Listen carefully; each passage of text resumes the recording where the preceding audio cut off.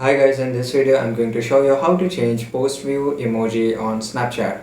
So let's go to the Snapchat mobile application here, and after that just click on the profile icon which is on top left side corner, right? So just click on this, and after that you can see here it's a just let me tell you that this is a Snapchat plus feature. Okay, so just click on the Snapchat feature and you have to buy it the subscription, that is 1 month or 12 months, right? So after that you can access this, so it will, after sending any snap to any of your friends, just after they will close a snap, a new emoji will be shown to them, right? So this is it. So this is a basically a feature of Snapchat plus.